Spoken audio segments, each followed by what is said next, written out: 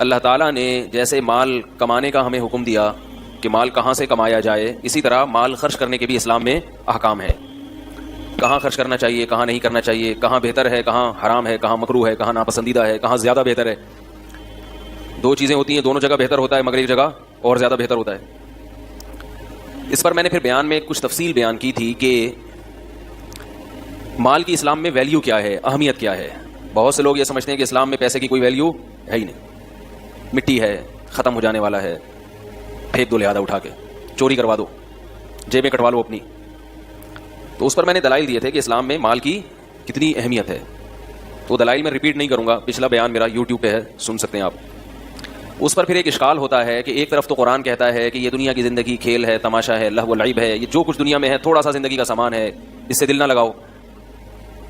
ایک طرف کہہ رہے ہیں ویلیو ہے، ایک طرف کہتے ہیں دل نہ لگاؤ. یہ کوئی غلط تو نہیں نہ ہوئی؟ تو اس اشکال کا میں نے پچھلے ہفتے جواب دیا تھا. وہ جواب بھی میں نہیں دہراؤں گا کیونکہ میرے ساتھ مسئلہ یہ ہے کہ میں نے اس کو دہرایا پھر میں اسی ٹاپک کو لے کے چلا جاؤں، پھر میں دوبارہ سمجھانا شروع کر دوں گا کیونکہ ایک دفعہ سے بات آج کل کسی کی سمجھ میں آتی نہیں ہے. تو وہ بیان آپ دوبارہ اچھی طرح سے سن لیں. اس پر بعض لوگوں کو اشکال ہوا، بعض غریبوں کو ٹھیک اشکال یہ ہوا کہ مال کی ویلیو بھی بہت ہے اسلام میں، تو غریب بیچارہ کہاں جائے؟ یعنی خود اسلام بھی دولت کی اہمیت کو بیان کر رہا ہے بھائی. تو غریب کا تو ایک ہی سہارا تھا، اللہ اور مذہب. گویا مذہب نے بھی غریب کو یعنی یہ قرار دے دیا، غریب کے بارے میں مذہب نے بھی یہ بتا دیا کہ یہ کیا ہے، بیچارہ غریب ہے، اس کے پاس اللہ کی نعمت نہیں ہے. تو وہ تو اور زیادہ احساس کمتری کا شکار ہوگا نا غریب آدمی یہ سن کے. گرمی بھی ہے آپ کو پتا ہے ٹھیک ہے، اس لیے جو بات کہوں نا پہلی دفعہ میں سمجھ جایا کریں، ٹھیک ہے. دیکھو بھائی، جب دولت اللہ کی نظر میں اس کی بہت قیمت ہے تبھی تو ضائع کرنے سے منع کیا ہے. قیمتی چیزوں کے بارے میں منع ہوتا ہے نا کہ اسراف بھی مت کرو، تبذیر بھی مت کرو، کسی بھی طرح سے ضائع مت کرو.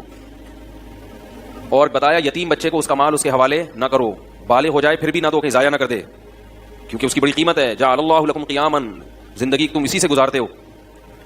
تو سوال پیدا ہوتا ہے غریب آدمی تو بیچارہ کہیں کا نہیں رہا، دنیا میں بھی اس کی عزت نہیں ہوتی، اوپر سے اسلام نے بھی کہہ دیا کہ دولت کی بڑی ویلیو ہے. تو غریب بیچارہ بولو بھائی کہاں جائے؟ اس اشکال کا جواب یہ ہے کہ اسلام میں دولت کی اہمیت ہے اپنی جگہ، لیکن اگر اللہ نے کسی کو دولت نہیں دی، اللہ کے فیصلے ہیں نا، یہ اس نے اپنی طرف سے محنت کی مگر مقدر میں نہیں ہے، تو اس نعمت کے نہ ملنے پہ وہ جو صبر کرتا ہے، اس صبر کی اہمیت دولت سے کئی گنا زیادہ ہے. بات یہ ہے کہ غریبوں کی دو قسمیں ہوتی ہیں. یعنی دولت کی اہمیت میں کیوں بیان کر رہا ہوں جب غربت کی یہ فضیلت ہے؟ سوال پھر پیدا ہوگا کہ جب غربت کی اتنی فضیلت کے صبر کی فضیلت تو اور بھی زیادہ ہے، تو پھر دولت کے بجائے ایسا کرنا چاہیے کہ غریب بنو اور صبر کرو. کیا خیال ہے، زیادہ ثواب ملے گا؟ تو بات یہ ہے کہ غریبوں کی کتنی قسمیں ہیں؟ بول لو نا، دو قسمیں. انگلی سے اشارہ بھی کر دیا میں نے، ویسے سیدھے ہاتھ سے اشارہ کرنا چاہیے. کتنی قسمیں ہیں؟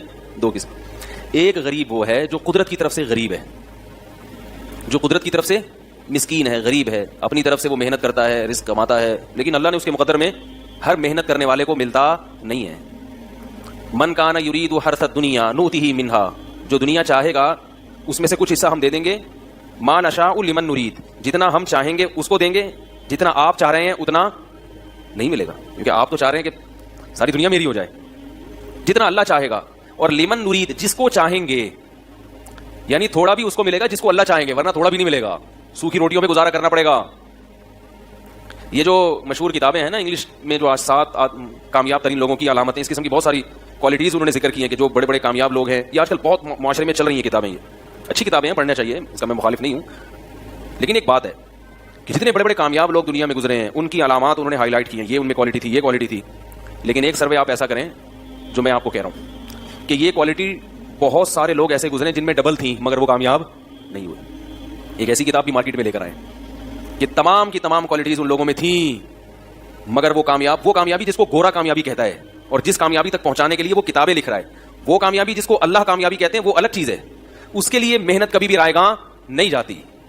اس کے لیے تو اللہ نے صاف طور پر بتا دیا، من کان یرید الآخرہ، کیا ہے من کانا، سورہ بنی اسرائیل کی آیات، من اراد الآخرہ وسعى لها سعیها وهو مؤمن فاولئک کان سعیهم مشکورا، جو آخرت کی کوشش کرے گا اور ایمان بھی ہوگا، اور کوشش بھی وہ جو اللہ نے بتائی ہے، اپنی طرف سے اخپل طریقے والی کوشش نہیں. پشتو میں اپنے کو کہتے ہیں اخپل طریقے والی کوشش نہیں، جو اللہ نے بتائی ہے، سمجھ رہے ہو؟ یہ والی کوشش جو شخص کرے گا فاولئک کان سعیهم مشکورا، اس کی کوشش کا بدلہ اس کو دیا جائے گا، آخرت ملے گی، وہ ضائع نہیں ہوگی. تو یہ جو گورے کتابیں لکھتے ہیں کامیاب لوگوں کی علامتیں، تو یہاں کامیابی سے مراد کیا ہے؟ دنیاوی کامیابی. کون سی کامیابی؟ تو میں یہ دعوے سے کہتا ہوں کہ وہ تمام علامتیں آپ پیدا کر لیں پھر بھی کوئی گارنٹی نہیں ہے کہ آپ کامیاب. وہ کتاب پڑھ کر ساری علامتیں اس نے اختیار کر لی ہے بھائی. اس کو پتا چلا کہ وہ وقت پر، ایک مثال دے رہا ہوں میں نے وہ کتاب پڑھی نہیں ہے لیکن اس کا تعارف بہت سنا ہے، اس کی کچھ مضامین کا خلاصہ میں نے لوگوں سے سنا ہے. اچھی کتاب ہے جو اس کا خلاصہ بیان کیا جاتا ہے، اور اس طرح کی تو بہت ساری کتابیں، کوئی ایک نہیں ہے. میں کہتا ہوں آپ نے وہ تمام علامات اپنے اندر پیدا کر کے آپ کہا کہ پہلی ایک بات یہ کہ ٹائم کا میں خیال رکھوں گا. آپ صبح صبح سوٹ ٹائی میں آفس وقت سے پہلے پہنچے اور کسی ٹرک والے نے آپ کو روڈ پہ کیا کر دیا؟ کچل دیا. وہ علامات گئیں تیل لینے. کیا وہ جو کتابیں پڑھ کے آپ، ٹرک والے نے تو وہ کتابیں نہیں پڑھی نا، وہ جو کنٹینر اپنے اوپر لوڈ کر کے جو ٹریلر چلا جا رہا ہے بھائی، ٹرالر جو ہے وہ جا رہا ہے، اس کو تو نہیں پتا کہ وہ پی کے نکلا تھا، نشے میں تھا. کتنا ہی آپ اس کو ٹرین کر دیں، ٹریفک کے قوانین سکھا دیں، مگر نشے میں انسان ہوش میں نہیں ہوتا. اس نے آپ کو کیا کر دیا؟ مار دیا. تو آپ کی وہ تمام کامیاب لوگوں کی تمام علامتیں کہاں چلی گئیں؟ وہ گئیں تیل لینے، وہ دھری کی دھری رہ گئیں. یا ڈینگی وائرس نے حملہ کر دیا، کیا خیال ہے؟ ڈینگی نے حملہ کر دیا، ہیپاٹائٹس بی کا کوئی جرثومہ آ گیا، آپ گئے تھے ٹینٹ کرانے کے لیے، وہ جو بلیڈ اس نے استعمال کی وہ بلیڈ پہلے کسی ہیپاٹائٹس کے مریض کو استعمال ہو چکی تھی، وہ آپ کے لگ گئی، ہو گیا. وہ علامات کہاں چلی گئیں؟ خدا کی قسم لا الہ الا اللہ، جب تک دین کو، مذہب کو فالو نہیں کرو گے تمہیں کامیابی کے علاوہ دنیا کی ہر چیز ملے گی. چاہے تم گوروں سے صبح شام ورکشاپ لے کے کامیاب آدمی بننے کی کوشش میں لگے رہو. یہ جتنی ٹریننگ آج کل ٹرینر آ رہے ہیں نا یوٹیوب پہ، بہت اچھے ہیں. ایک بہت بڑا فالٹ ہے کہ یہ آخرت پر یقین نہیں رکھتے، اور جو آخرت پر یقین نہیں رکھتا خدا کی قسم وہ کامیاب ہو ہی نہیں سکتا. ناممکن ہے کہ وہ ڈپریشن ختم ہو جائے، اس کی سٹریس ختم ہو جائے، ناممکن ہے. یہ مجھے ایک صاحب نے کہا، ایک گورے نے ایک بڑی اچھا ایک تاثر پیش کیا ہے کہ اس وقت آپ کی ڈیتھ ہو رہی ہے. ٹائم مینجمنٹ میں یہ بات پڑھائی جاتی ہے. ٹائم کو مینیج کرنے کے لیے جو گورے ٹائم مینجمنٹ کی ورکشاپ کرواتے ہیں نا، اس میں ایک ڈائلاگ ان کا بہت مشہور ہے. وہ ڈائلاگ ہم جب ورکشاپ کرواتے ہیں تو ہم بھی وہ گوروں کا ڈائلاگ بتاتے ہیں لوگوں کو. اس ڈائلاگ میں ایک خاص بات ہے کہ بھائی وہ یہ آپ کو امیجن کراتے ہیں کہ آپ فرض کریں کہ ابھی آپ کی موت واقع ہو رہی ہے، تو آپ اپنے ماضی کی طرف جھانک کے دیکھیں گے تو آپ کیا چاہتے ہیں کہ میں نے کامیاب زندگی گزاری ہو یا ناکام. یہ تصور آپ سے اس لیے کروایا جاتا ہے کہ موت سے پہلے ایسے کام کر لو کہ موت کے وقت آپ کو یہ احساس ہو کہ میں اچھی زندگی گزار کے جا رہا ہوں، تو موت کے وقت آپ کو ایک خوشی ہوگی. تو یہ اس لیے امیجن کرواتے ہیں، اس لیے تصور قائم کرواتے ہیں تاکہ آپ ٹائم کو مینج کرنا سیکھ لیں ایک میننگ فل لائف گزارنے کے لیے. ارے ورنہ میننگ فل بامانہ زندگی جب آپ نے کوئی اچھی زندگی گزارنی نہیں ہے تو ٹائم کو مینج کرنے کی کیا ضرورت ہے؟ ارے بھائی کون سی زبان میں سمجھاؤں؟ دیکھو ٹائم مینجمنٹ کی ورکشاپ میں کیا ہوتا ہے کہ آپ اپنے اوقات کو کیا کریں؟ منظم کریں، مینج کریں. تو یہ اس لیے مینج کریں تاکہ آپ کی لائف اچھی گزرے. اسی لیے نا ایک بامانہ زندگی گزرے. تو اگلا بولے گا بامانہ زندگی کیوں گزاروں میں؟ بھائی سب سے پہلے تو وہ سوال کرے گا میں ٹائم کو مینج کیوں کروں، اپنے اوقات کی حفاظت کیوں کروں. بھائی میں صبح اٹھتا ہوں جب میرا دل چاہتا ہے، سگریٹ پیتا ہوں جب میرا دل چاہتا ہے، دکان پہ چلا جاتا ہوں جب میرا موڈ اچھا ہوتا ہے، نہیں اچھا ہوتا تو دکان بند کر کے بیٹھا رہتا ہوں. تو جب میری ہنسی خوشی زندگی گزر رہی ہے بھائی، تو مجھے ٹائم مینجمنٹ کی ورکشاپ کرنے کی کیا ضرورت ہے؟ یہ گورے سے کوئی ایک سوال کیا جا رہا ہے جو ٹائم مینجمنٹ کی ورکشاپ کرواتے ہیں. گورا اس کا بزبان حال جواب دے رہا ہے کہ بھائی آپ کو اپنے ٹائم کو مینج کرنے کی ضرورت اس لیے ہے. کیا ہو رہا ہے؟ کچھ مسئلہ ہو رہا ہے؟ تو گورا کہتا ہے کہ آپ کو ٹائم مینج کرنے کی ضرورت اس لیے ہے کہ آپ ایک بامانہ زندگی گزار سکیں. اب سوال پیدا ہوتا ہے بامانہ زندگی میں کیوں گزاروں، میننگ فل لائف میں کیوں گزاروں؟ ایک لطیفہ میں کئی بار سنا چکا ہوں، مجھے احساس ہے اس کا، لیکن میں دوبارہ ریپیٹ کر رہا ہوں.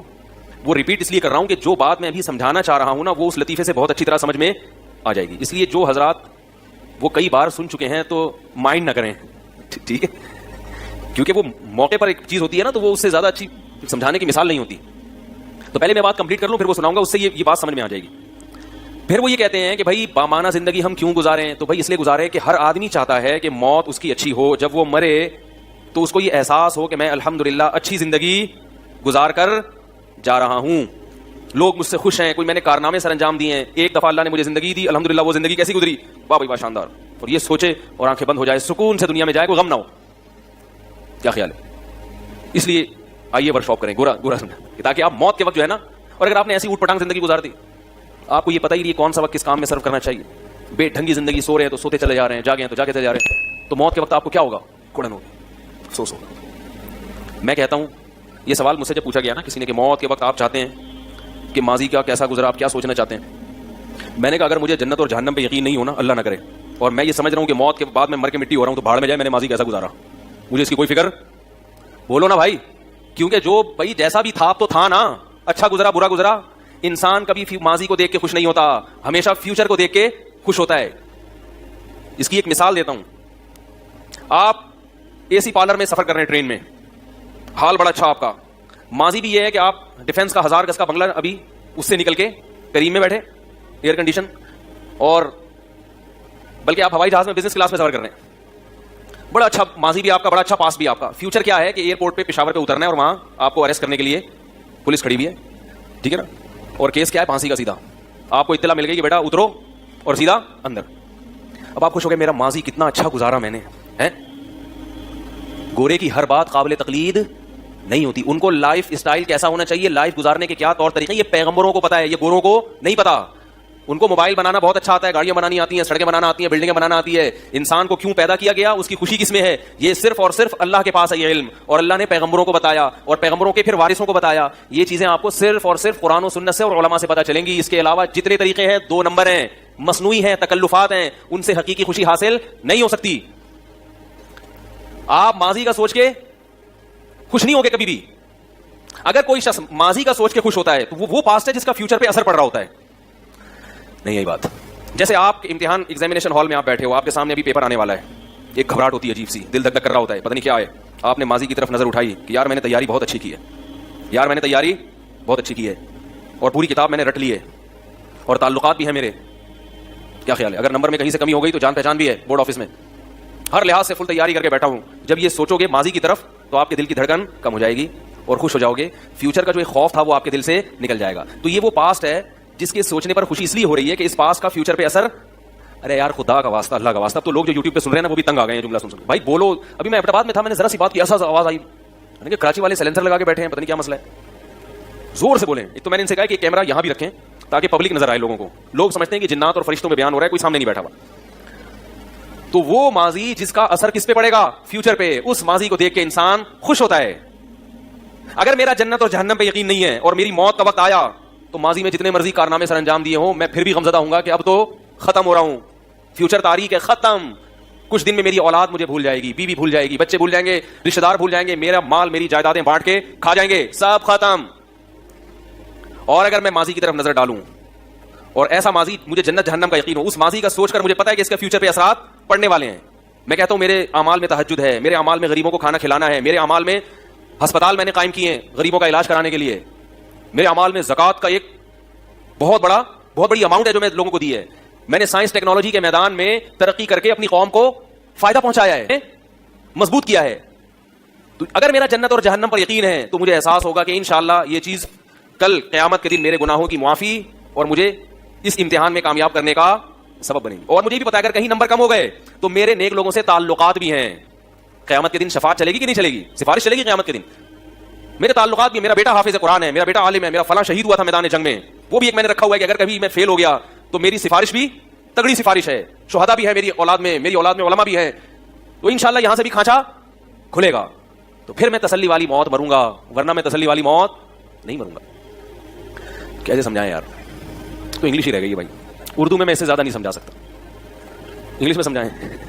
اچھا خیر, تو بات کہاں سے چلتی ہے, وہ میں وہ سنا رہا تھا لطیفہ, آپ کو کئی دفعہ سن چکے ہیں وہ بھی. یہ جو میں سمجھانا چاہ رہا ہوں نا, اس کا الگ سے کلپ بنا دے بھائی, مجھے نہیں یاد رہتا کیا پھر عجیب سی کلپ آ رہے ہوتے ہیں مارکیٹ میں. جو اصل بیان میں جو ایک ٹو دا پوائنٹ ایک اہم بات ہوتی ہے اس پہ کلپ بعض دفعہ نہیں بن پاتا, تو اس لیے میں ان کو کہہ رہا ہوں یہ بیٹھے ہوئے یہاں پہ. اب میں جا کے سنوں گا نا تو کبھی یہ ہو رہا ہے آواز لطیفہ آدھا آیا ہی نہیں, ایسا تو نہیں ہو رہا, آواز اوپر نیچے تو نہیں ہو رہی, شکر الحمدللہ. تو وہ بڑی مسائل وہ زیتون والے بھی نہیں آئے نا آج, ان کی ریکارڈنگ بڑی خاندانی ہوتی ہے. تو یہ وہ باتیں ہیں جو ہمارے لیے بہت زیادہ ضروری ہیں. آخرت پر ایمان کے بغیر آپ کبھی بھی خوش نہیں رہ سکتے. آپ جتنا بھی دنیا میں کماؤ گے نا آپ کو یہ کم لگے گی. مصنوعی طور پر اپنے آپ کو مطمئن تو کرو گے, مصنوعی طور پر تکلف کر کے, جیسے ایک آدمی خوش ہو نہیں لیکن خام خواہ میں مسکرا کے اپنے آپ کو خوش ظاہر کرنے کی کوشش کرو, میں بہت خوش ہوں, اندر سے خوش نہ ہو. ہم نے علماء کو, بزرگوں کو دیکھا ہے کہ ان کو خوشی کے اظہار کے لیے تکلف کی ضرورت نہیں ہوتی. ان کے چہروں سے لگتا ہے کہ ان کا دل باغ ہے, خوش ہیں, یہ چہروں سے ظاہر ہوتا ہے. تو وہ میں لطیفہ سنا رہا تھا کہ ایک آدمی نا سمندر کے کنارے لیٹا ہوا ہے اور وہ سگریٹ پی رہا ہے. ایک بوڑھے میاں اس کے پاس گئے, دیکھا کہ بنیان پہن کے, بھائی تم چٹی پہن کے سمندر کے کنارے لیٹے ہوئے ہو, اپنا ٹائم ویسٹ کر رہے ہو, ٹائم مینجمنٹ کی ورکشاپ کرو, میننگ فل لائف گزارو, کیا خیال ہے؟ تو کچھ کرو, کیا پڑے ہوئے یہاں سگریٹ لے رہے ہو, کلاٹیاں کھا رہے ہو. تو اس نے کہا میں کیا کروں گا ٹائم کو بچا کے, ٹائم کو مینیج کر کے میں کیا کروں گا. انہوں نے کہا بھائی تم پڑھو, پہلے تمہیں پتہ چلے گا کہ میننگ فل لائف گزارنے کے لیے کیا چیزیں ضروری ہیں. تو پھر اس کو کیا میننگ فل لائف میں گزاروں ہے بھائی, अच्छा वो गुजारने के लिए मैं करूं क्या? उन्होंने कहा पहले पढ़ो, मैट्रिक करो। उसने कहा फिर क्या होगा? फिर इंटर करो। फिर क्या करो? बीकॉम बीएससी कुछ तो करो, फिर मास्टर करो, फिर पीएचडी करो। फिर क्या होगा? 16 साल लग गए इसमें। फिर क्या होगा? फिर अच्छी सी जॉब करो, पैसे आएंगे। फिर क्या होगा? फिर शादी करो। फिर क्या होगा? यानी शादी भी तुम्हारी मर्जी की होगी जब इतने पैसे होंगे। फिर क्या होगा? फिर बच्चे होंगे तुम्हारे। फिर क्या होगा? फिर एंजॉय करो लाइफ को। तो उसने कहा अभी क्या कर रहा हूं? उसने कहा कि बोलो भाई अभी तो एंजॉय कर रहा हूं। आप जो तरीका मुझे बता रहे हो ना कामयाब लोगों की फहरिस्त में शामिल होने का, उसमें 16 साल लगेंगे। और हर आदमी वहां तक पहुंच, पीएचडी करने का हर एक को शौक होता है, मगर करते कितने हैं? हमारे एक दोस्त को सीए करने का शौक हुआ, बेचारों की आधी जिंदगी सीए के चक्कर में लग गई, अभी तक सीए नहीं हो पाया। तो उसने कहा कितने लोग, फिर चलो ये सारे मराहिल से गुजर के पीएचडी कर लिया हमने, अपनी मर्जी की बेगम तलाश की। तलाश हर आदमी अपनी मर्जी की करता है, निकलती अपनी मर्जी की हर एक की नहीं, वही सरगंजा करना शुरू कर देती है। हमारे हजरत एक वाकया बताया करते थे कि एक फैक्ट्री का मालिक था, नहीं एक आदमी ने शादी की किसी फैक्ट्री की मालिक खातून से। लोगों को शौक होता है ना, बहुत उकाबी निगाहें होती हैं, बहुत ऊपर देखने का, तो वो कर ली उन्होंने। अब वो बेगम साहिबा उनकी, वो उन्होंने ऐसा खींच के रखा अपने मियाँ को, बिल्कुल गुलाम बनाया। अब ये बेचारा बहुत मुसीबत में आ गया, वो जब चाहती इसको जलील कर देती, और अल्लाह माफ फरमाए कहना भी अच्छा नहीं लगता, उनकी दोस्तियां भी बहुत मर्दों से। अब ये परेशान हो गया तो हजरत के पास आया। हजरत ने फरमाया कि तलाक दे दो। जब ये तक ना यहाँ तक नौबत पहुंच गई तो नाकाबिल बर्दाश्त है ना, कि उसके फ्रेंड्स भी हैं माशाल्लाह। कहते मैं तलाक नहीं दे सकता। कहा कि क्यों नहीं दे सकता? कि उसने कहा है कि अगर तलाक का नाम भी लिया ना तो मेरी फैक्ट्री के जितने मुलाजिम हैं सब मिल के कूटेंगे तुम्हें, सबसे पिटवाऊंगी और इतना मारेंगे कि एक एक गोटी भी हिस्से में नहीं आई। तो हमारे हजरत ने जब ये जुमला सुना तो हजरत ने फरमाया ज़रबुल हबीबी ज़बीब, महबूब की मार किशमिश की तरह होती है, खाओ और किशमिश के मजे लो, भुगतो। ठीक, क्या करो? बहुत ऊंचे ख्वाब जिनको देखने का शौक होता है ना, कामयाब इंसानों की फहरिस्त में शामिल होने का। कामयाब लोगों की अलामतों में एक ये भी है, जो मुझे नहीं पता वो 7 अलामतों में लिखा, आप लोग लिख लें 8वीं अलामत, ऊंचे घराने में शादी करते हैं, जो मशहूर है, ताकि अपनी गुर्बत भी दूर हो। क्या ख्याल है? बेगम का खर्चा भी ना उठाना पड़े, आधे से ज्यादा तो खुद ही उठा रही हो। ये कोई अलामत नहीं है मेरे भाई, वो किताब में नहीं लिखा हुआ, ये मैं अपनी तरफ से पेश कर रहा हूँ, कि हो सकता है कोई नई किताब आए उसमें ये भी लिखा हो। तो उलमा ने लिखा है, फुक़हा ने लिखा है कि जब निकाह करो तो औरत अपने से आला और बरतर की तरफ जाए। समझ रहे? लड़की देखे कि ये लड़का मुझसे क्या होना चाहिए, बेहतर ना हो तो पैरेलल हो, हम पल्ला हो, कमतर ना हो, क्योंकि औरत मातहत होती है। सही है ना? शौहर एक तरह से बॉस भी होता है। बॉस अगर मैट्रिक पास है और उसके जो नीचे एम्प्लॉय हैं वो पीएचडी किए हुए हैं तो चलेगा? वो कीड़े निकालते रहेंगे, ये बॉस को देखो साले दस्तखत करने आते नहीं है, ठीक है ना? नहीं चलेगा ऐसा। हमेशा बॉस ऐसा रखा जाता है जो खानदानी लिहाज से भी थोड़ा बहुत देखते हैं वो लोग, ज्यादा नहीं, लेकिन कुछ तो इंटरव्यू तो लिया जाता है ना, देखा जाता है किरदार का कैसा है। तो बॉस हमेशा, तो औरत का शौहर जहां उसका शौहर है वहां थोड़ा थोड़ा ज्यादा नहीं। इसलिए कह रहा हूं कि कहीं घर जाके चंगेज खान ना बन जाए जाके आप, तो हर आदमी कहता मैं बॉस हूं भाई, ऐसा नहीं करें, ऐसा करेंगे तो कोई भी नहीं आएगा। ठीक है? तो बहरहाल सरबरा है, तो वो क्या हो कि वो जरा अपने से ऊपर खानदान में जाए, और मर्द क्या करे, थोड़ा सा ज्यादा ऊपर की ना सोचे, वो अपने से जरा निस्बतन कमतर में शादी करे, ताकि वो आपकी फर्मा